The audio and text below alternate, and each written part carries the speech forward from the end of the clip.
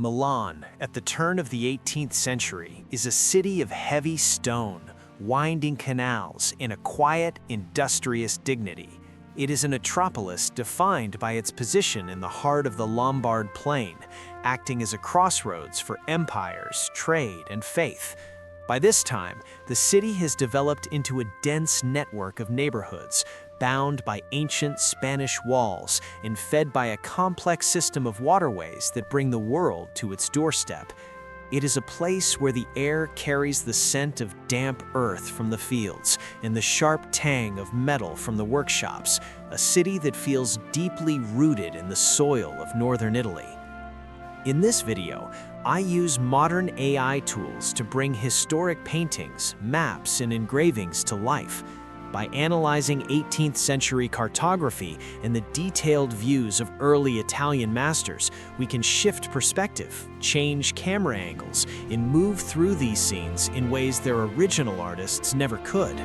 The goal is not to explain the past, but to step into it, to move through Milan as it once was, and imagine what it felt like to stand in these squares before the modern world arrived. If you stay until the end, we will see what remains of this world in the Milan of today. Around the year 1700, Milan exists in a state of transition. It is the capital of a rich duchy, a place of stable wealth and traditional power. The city is a masterpiece of Spanish and Italian influence, managed by an aristocracy that values architectural grandeur and religious devotion. It is a peak of a certain kind of urban stability, where the daily rhythms of life have remained unchanged for generations. The city is enclosed, safe, and flourishing. Yet there is a sense of a world waiting for a new chapter to begin. It is a landscape of shadows and bright stone, where the wealth of the countryside flows into the heart of the city through the canals. The journey begins in the very center of the city, where the streets converge toward a single point of white stone, the Piazza del Duomo. In 1700, the square is much smaller and more intimate than the open plaza we know today. The cathedral is already massive, a mountain of marble rising from the red brick of the surrounding houses, but it is incomplete.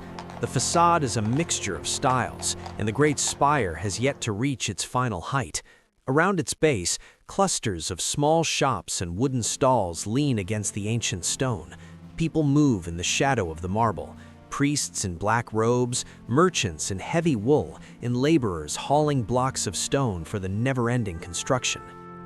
There is a strange, quiet weight to the air here.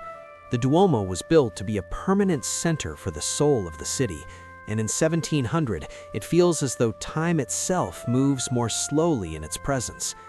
The people walking past the unfinished walls do not think of the building as a project to be finished. To them, the construction is simply part of the city's life, as natural as the weather. They could not know that the appearance of this square would eventually be cleared and widened. To them, the tight embrace of the buildings around the cathedral felt permanent and secure.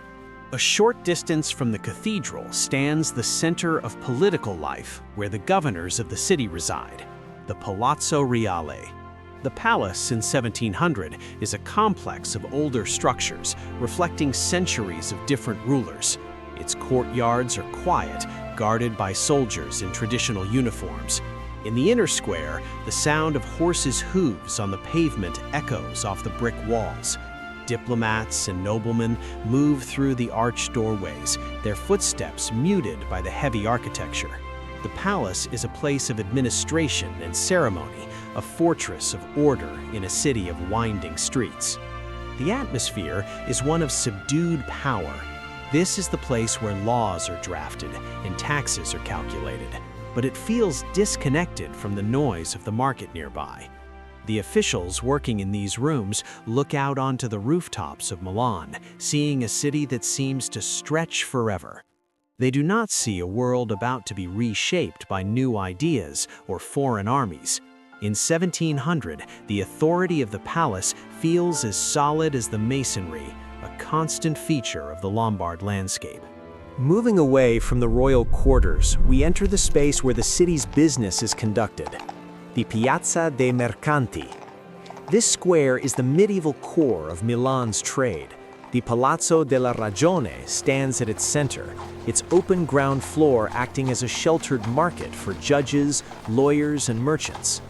In 1700, the air here is filled with the murmur of legal debates and the sharp haggling of traders.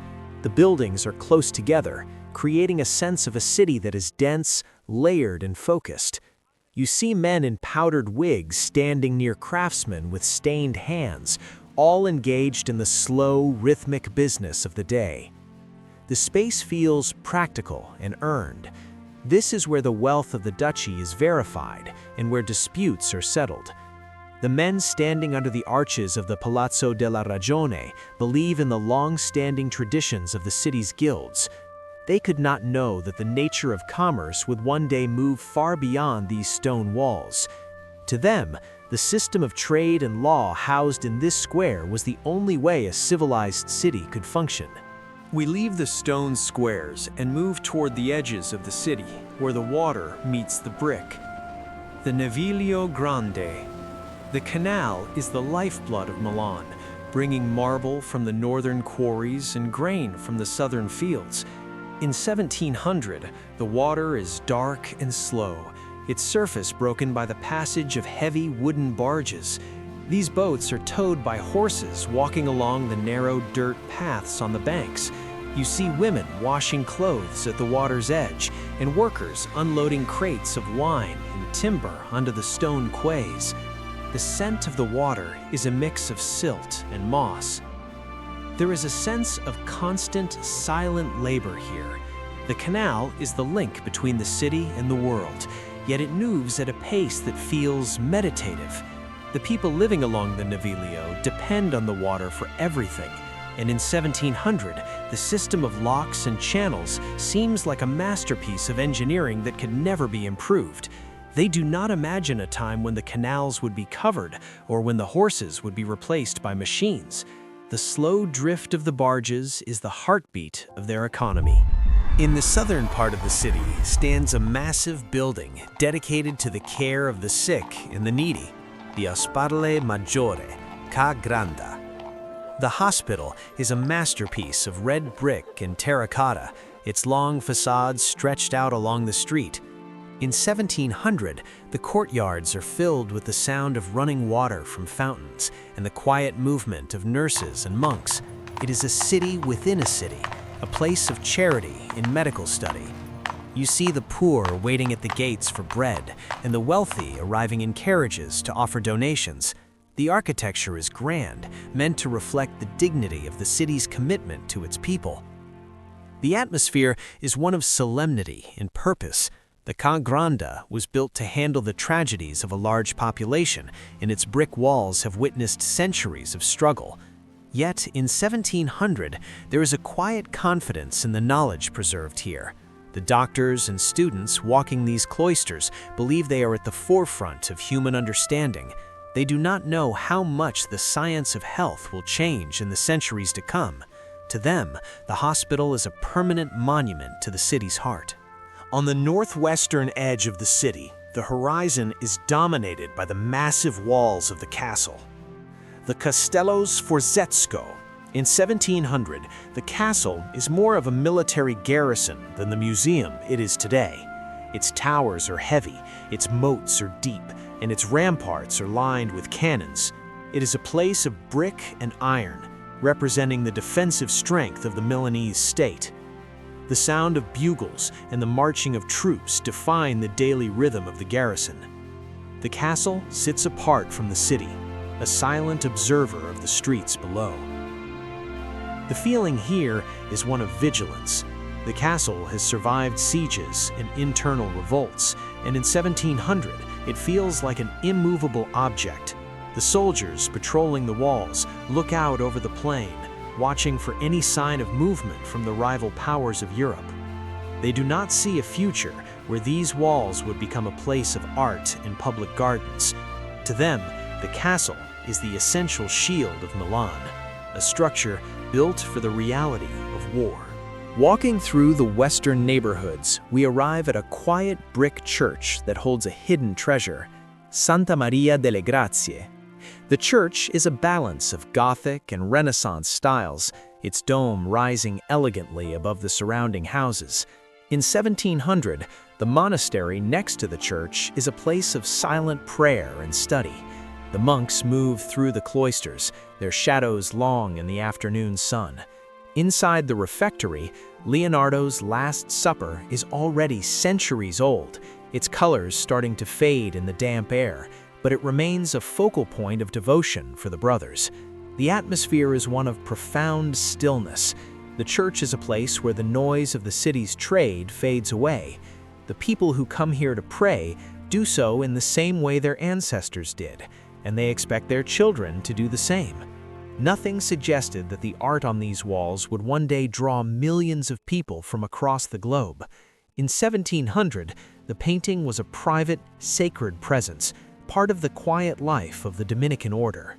At the end of the canal, the city opens up toward the fields through an ancient stone entrance, Porta Ticinese.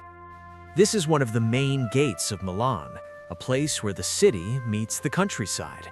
In 1700, the gate is a busy checkpoint.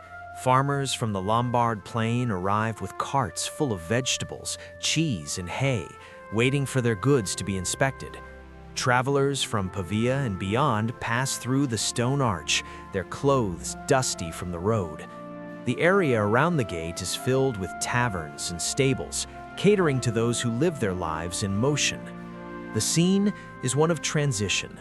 The gate is a boundary between the stone city and the green world of the Po Valley. The guards and the merchants standing here are part of a cycle of supply and demand that has existed for centuries. They could not know how the city would one day expand far beyond these walls, swallowing the fields and the small villages. To them, the gate was the definitive edge of Milan, a solid point of arrival and departure. The streets of Milan in 1700 are not just about grand monuments, they're about the life in the narrow lanes. The Brera district. The Brera is a neighborhood of craftsmen, scholars, and small churches. In 1700, the Jesuit college is a center of learning, its stone halls filled with the quiet energy of students. Outside, the streets are filled with the sounds of weaving looms and the smell of roasting chestnuts. You see neighbors talking from balconies and children playing in the courtyards of the palazzi. The city is a place of intimate daily connections. There is a sense of a shared, predictable world here. The people of the Brera live according to the ringing of the neighborhood bells and the seasons of the year. Their lives are shaped by the traditions of their families and the rules of their guilds. In 1700, the city feels like a large village where everyone has a place and a purpose. They do not see themselves as being on the edge of a modern era. They are simply living in the city they have always known. As we move through these scenes, it becomes clear that Milan in 1700 was a city of deep foundations. The marble of the Duomo, the brick of the hospital, and the water of the canals created a world that felt designed to last forever. It was a city that valued its heritage while maintaining the quiet, industrious pace that would eventually make it a global center.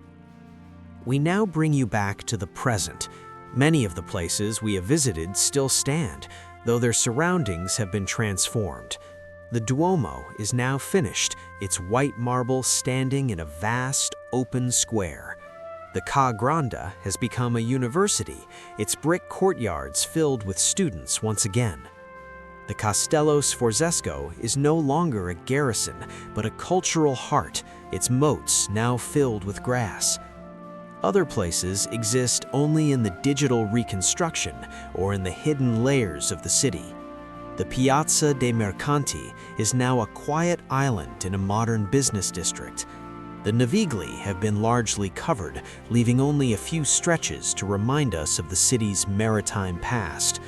The Spanish walls have been replaced by wide boulevards, but the gates still stand as markers of the old city. The Milan of 1700 was a moment of urban perfection, a time when the city was a complete and harmonious world. The people who walked these streets did not think of themselves as being in the past. To them, their world was modern, stable, and permanent. They did not know that the quiet stone city they loved would one day become a bustling metropolis of glass and steel. Through these reconstructions, we get just a glimpse of what it was like to be there, to hear the water in the canals and feel the shadow of the marble cathedral. The past is never truly lost. It is part of the rhythm of the city, a silent presence in the streets we walk today. I do really appreciate you watching. Your ideas, input, and constructive feedback really do shape what comes next. If there is another city or another moment in time you would like to see brought back to life, feel free to leave a comment below. Until next time.